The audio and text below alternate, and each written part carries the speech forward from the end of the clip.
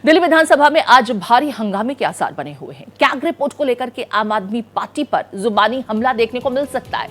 अरविंद केजरीवाल घोटाले के मास्टरमाइंड हैं। बीजेपी की तरफ से लगातार यह आरोप लगाया जा रहा है। कैग रिपोर्ट से आम आदमी पार्टी का पर्दाफाश हो गया है, यह भी कहा जा रहा है। तो देखिए, कैग की जो लंबित रिपोर्ट रही, इसको लेकर के आज सदन में एक बार फिर से हंगामे के आसार बने हुए हैं। बीजेपी जो लगातार आम आदमी पार्टी को लेकर के हमलावर है, कैग रिपोर्ट मुद्दा मिल गया है और इस मुद्दे के साथ ही अरविंद केजरीवाल को बीजेपी घेर रही है और ये कह रही है कि वही मास्टरमाइंड है। कैग रिपोर्ट के आने से आपका पर्दाफाश हो गया है। बीजेपी की तरफ से लगातार आम आदमी पार्टी को लेकर के ये बड़ी बात कही जा रही है। तो विधानसभा का सत्र आज भी जबरदस्त हंगामेदार रहेगा, इस बात की पूरी उम्मीद है। कैग रिपोर्ट का मुद्दा आज सदन में छाया रह सकता है, जिसको लेकर के बीजेपी लगातार कह रही है कि इस रिपोर्ट की वजह से आपका पर्दाफाश हो गया है और इस पूरे घोटाले के मास्टरमाइंड कोई है तो वो पूर्व मुख्यमंत्री आम आदमी पार्टी के संयोजक अरविंद केजरीवाल हैं। मेरे साथ मेरे सहयोगी मोहित शुक्ला जुड़ गए। मोहित का रुख कर लेते हैं। मोहित, कैग रिपोर्ट को लेकर के हम लगातार देख रहे हैं कि बीजेपी आम आदमी पार्टी पर हमलावर है और आज तो सदन एक बार फिर कल की छुट्टी के बाद जब शुरू होगा तो कैग का मुद्दा ही छाया रहेगा, क्या कुछ उम्मीद?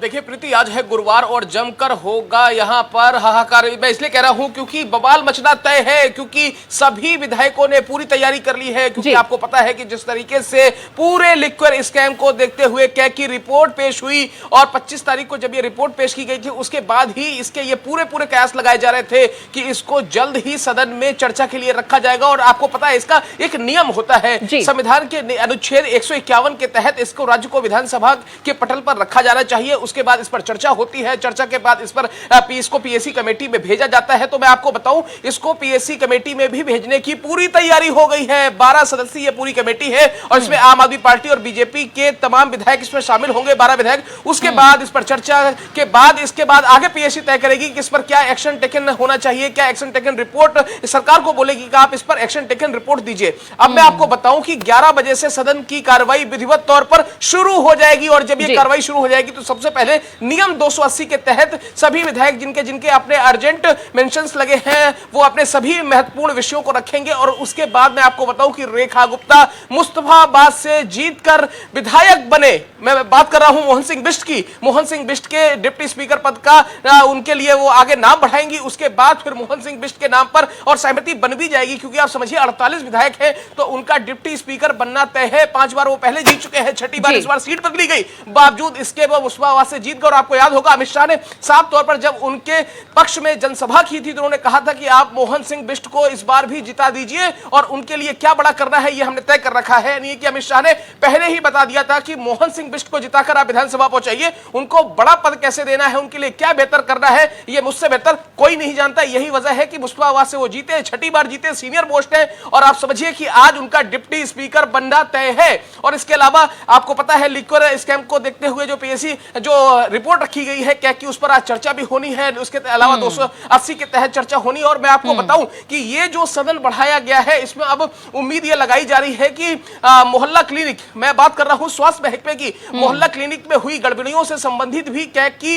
एक दूसरी रिपोर्ट जल्द ही रखी जा सकती है। ये 14 रिपोर्टें हैं, एक एक करके सारी रिपोर्टें टेबल की जाएंगी और बीजेपी की स्ट्रेटजी है कि हर सत्र में 2-2, 3-3, 4-4 रिपोर्टें हम रखें, जिससे लगातार कहीं ना कहीं ये चर्चा का विषय बना रहे। ठीक है, यहाँ पर मोहित अगर आम आदमी पार्टी की बात की जाए तो कैग को लेकर क्या आम आदमी पार्टी की तरफ से ज्यादा कुछ कहा नहीं जा रहा है? डिफेंसिव मोड में पार्टी है, पहले ही ऑलरेडी बड़ा सेटबैक दिल्ली में मिला है और बीजेपी को जब बैठे बिठाए कैग जैसा महत्वपूर्ण मुद्दा मिल गया है तो जाहिर है वह आम आदमी पार्टी को पूरी तरह से जड़ से उखाड़ने की कोशिश करेगी या कम से कम दिल्ली में एक रेपुटेशन बना देगी कि जिस पार्टी पर आपने इतना भरोसा किया था वो भरोसे के काबिल है नहीं। इस मुद्दे को आगे आप कहां जाते हुए देख रहे हैं? आम आदमी पार्टी की तरफ से कोई प्रतिक्रिया स्ट्रांगली नहीं आ रही है कैग को लेकर के। इतने लंबे समय तक इसे पेंडिंग क्यों रखा गया? पेंडेंसी को लेकर के कुछ नहीं कहा जा रहा है और बीजेपी अरविंद केजरीवाल को ही पिन पॉइंट कर रही है लगातार, ताकि जो आप संयोजक हैं वो पूरी तरह से कमजोर हो जाए। और देखिए सर, यहाँ पर सबसे पहले प्रीति एक बात समझनी पड़ेगी, आम आदमी पार्टी ने इस मुद्दे पर घुमाया बहुत ज्यादा है। आपको पता होगा 2017-18 के बाद कोई भी रिपोर्ट विधानसभा के पटल पर नहीं रखी गई और यही वजह है कि बीजेपी लगातार ये कहती रही कि आप साहब रिपोर्ट रखिए। उसके बाद वो दिल्ली हाई कोर्ट गए 8 तारीख, उसमें कोर्ट ने मुकर्रर की, लेकिन उसके बावजूद भी क्या करा आम आदमी पार्टी ने? आम आदमी पार्टी ने इन सारी चीजों को देखते हुए सबसे पहले इस रिपोर्ट को कहां भेज दिया? उपराज्यपाल के ऑफिस में। वहां पर 11 तारीख को 12 रिपोर्टें 3:30 पर भेजी गई। उसके बाद बाकी की जो 2 रिपोर्टें थी वो 12 तारीख को 7:50 पर भेज दी गई और आम आदमी पार्टी ने अपनी तरफ से कह दिया कि साहब हमने तो रिपोर्टें भेज दी हैं, उपराज्यपाल सचिवालय को हमने रिपोर्टें भेज दिया, पता कर लीजिए वहां से। लेकिन बीजेपी ये कहती रही कि साहब इसको आप विशेष सत्र बुलाइए, विशेष सत्र बुलाने के बाद आप इसको सदन के पटल पर रखिए, उसके बाद ही जाकर आगे की चीजें तय होगी। लेकिन आम आदमी पार्टी उस समय सत्ता में थी, उन्होंने इलेक्शन मनमानी आम आदमी पार्टी की देखने को मिली, लेकिन अब सत्ता से वो बाहर हो चुकी है, विपक्ष में बैठी है और विपक्ष को सत्ता पक्ष लगातार कैग जैसे मुद्दे के साथ घेरने की कोशिश कर रहा है। यह भी अपने आप में एक अलग ही तस्वीर है, क्योंकि अक्सर हम देखते हैं कि सत्ता पक्ष को विपक्ष घेरता है, यहां सत्ता पक्ष विपक्ष को घेर रहा है, क्योंकि 27 सालों का वनवास खत्म हुआ है। तो आम आदमी पार्टी को हाशिए तक पहुंचाने की बीजेपी की तरफ से पुरजोर कोशिश रहेगी, नजर बनी रहेगी। शुक्रिया मोहित, विस्तार से तमाम जानकारी साझा करने के लिए।